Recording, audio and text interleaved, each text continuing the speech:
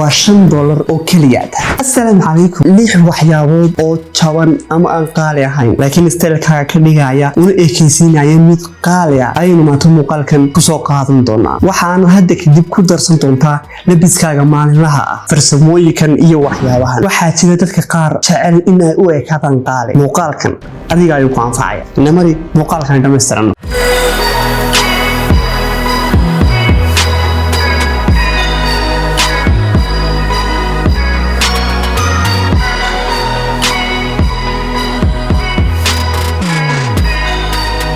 sneakers ay aaminaysa kabahan waa $5 oo kaliya. wax aan macquul ahayn weyn laakiin qiimahoodu waa $5 oo kaliya. laakiin waxa jira meelo iibiya kabo aad u jaban aadna u qurux badan qiimahooduna uu jaban yahay kuuna ekaysiinaya style-kaaga mid qaalaya. inta aynan galin waxyaabaha kale waxa aynu isbarbar dhigi doonaa muuqaalka xaggiisa dambe. collection-kan maanta aynu soo qaadan doono lixda waxyaabood ka kooban qiimayaasha uu suuqeena ka taagan yahay iyo qiimayaasha macquulka ee uu caalamka ka taagan yahay aynu isbarbar dhig ku samayn doonaa. fariin muhiima inta aynan muuqaalkeena sida guda gelin. haddii aad xayeysiis u baahan in ganacsiga lagu sameeyo nooc doonan ganacsiga u ahaado waxaan kugu sameyn karaa YouTube channel-kayga iyo dhammaan social media-hayga oo dhan. haddii aad u baahan tahay inaad si gaar ah ila soo xiriirto fadlan igala soo xiriir email-kayga aan description-ka ku reebi doono. haddii kale dhammaan social media-hayga linkiskoodii oo dhan waxaan ku reebayaa description-ka muuqaalkan. fadlan ila soo xiriir haddii aad u baahan tahay any collaboration waan u furanahay.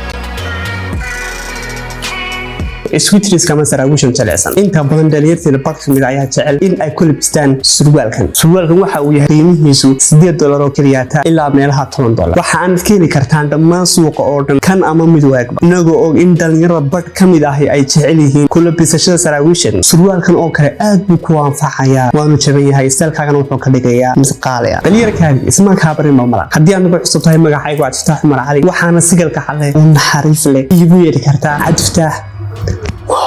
kusoo dhawaad channelkayga Motina Lifestyle, channelka ugu horeeyay ee Soomaaliya ee aad 100% ka helayso muuqaalo ku saabsan lifestyle-ka noocyadiisa kala duwan haddii tahay style-ka, fashion-ka, grooming-ka, dressing-ka iyo waxyaabaha kale ee soo raacada. kale mayna jirin dhar kale oo classic ah kuwaas oo style-kaaga ka dhigaya mid qaali ah laakiin jaban. dadka classic ku labista aniga kamid ah waxaan noo soo muuqaal dhan oo kan oo kale ah kaas oo ka hadlaya dhar jaban laakiin ka dhigaya mid qaali ah. sharabaadada waliba kuwa u eeg labiskaaga arrinayso waxay ka mid yihiin waxyaabaha aan qaaliga ahayn laakiin aadka u soo saaray labiskaaga kaliya waa $2,500 oo Somaliland shilin. haddii dollar oo bedelna waa 0.20 or 0.25 cent. laga yaabo wadamada kale iyo magaalooyinka kale inay kaba sii jaban yihiin marmarka qaarna ay ka qaalisan yihiin.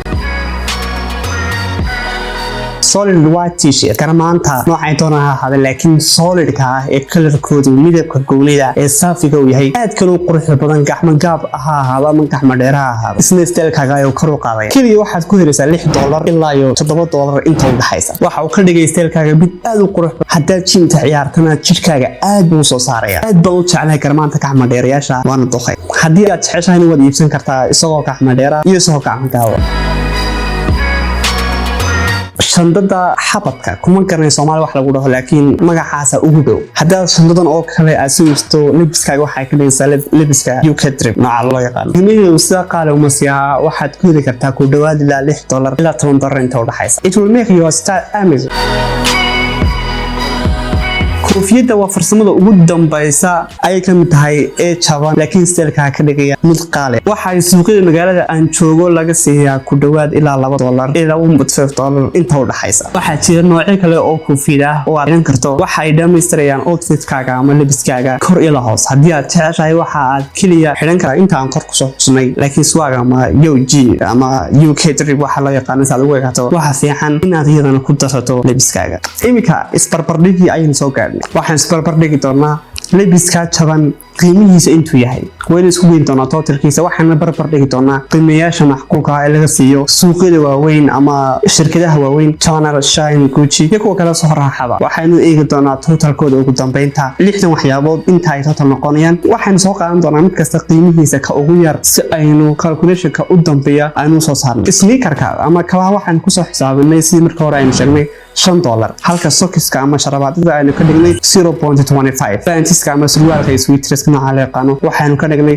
$8 solid white t-shirt ama garanka xataanka waxaanu qiimihiisa ka dhignay $5 inta u dhaxaysa laakiin waxay soo qaadanaa $5 oo kaliya bag malisjas ama shandadan laabta lagu xidho qiimaheeda waxaan soo qaadan doonaa ku dhawaad ilaa $8 koofiyadan waxaan ka dhigi doonaa qiimaheeda $1.5 waxay isku noqdeen $27 iyo 75 cent sneakerska u eeg ee ay Gucci iibiso kabahan qiimaheedu waa qayr macquul $850 inta aad tagto meherad ku soo iibsanaysa $850 kabahaas oo kaliya sharabaadada iibiso Prada qiimaheedu waa $320 laba sharabaad oo kaliya halka surwaalka ama sweaterska ay Zara soo saarto uu yahay $85 waxaan oran karnaa kan yara jaban yahay marka loo eego sharabaadada $320 solwear sheetka ay soo saarto Zara waa $220 halka iyadna ay soo saarto Prada waa $610 garanka yar ee cad oo kaliya $610 ma ka siisanay warbis koobiyano cadee qayr macquul waay bag malisjas ama shandadan aynu naqaano shandadan qoorta laabta lama qiimaheedu $10 noqon doona marka la joogo Farfetch waxay siisaa $950 $1,300 oo pound $980 inta u dhaxaysa oo shandada oo kala duwan ay siisaa koofiyada Gucci ay iibiso balqiyaas ee aynu soo siisanay $1.5 Gucci ma siisaa check $450 ay Gucci siisaa koofiyada noocaasa adigan ku weydiiyay isbarbardhig $720.75 ma ku adeegan lahayd mise waxaad ku adeegan lahayd celceliska intaas oo la isku soo gooyay oo waliba qiimaha ugu jabnaa aynu soo qaadanay waxay isku noqonayaan $2,677.9 ma ku adeegan lahayd only one outfit kaliya $27.75 isbarbardhig ma jaban yahay labiskaaga maalinta marka loo eego marka aad barbardhigto ka kale ugu dambeyn waxaan rajaynayaa muuqaal kale kooban oo kaanfacay fadlan hanaga ilaawin like share comment subscribe noo saar si aan ugu dhiirano in aan soo sameeyno muuqaalo noocan oo kala haddii aad hayso fikrad ama fikrada aan ka soo sameeyo muuqaal maalmaha soo socda ama waqtiga soo socda fadlan noogu reeb commentiga muuqaalkan ama waxaad igala soo xiriiri kartaa oo aad igu soo gudbin kartaa dhammaan social media haygo dhan oo ay ku qoran dhamaantood Cabdifataax Motino maalinta hadii wanaagsan asxaabta meel kasta oo caalamka ka kala joogtaan hadday ku tahay subax duhur casar habeen kolba goorta ku tahay maalinta ku macnaad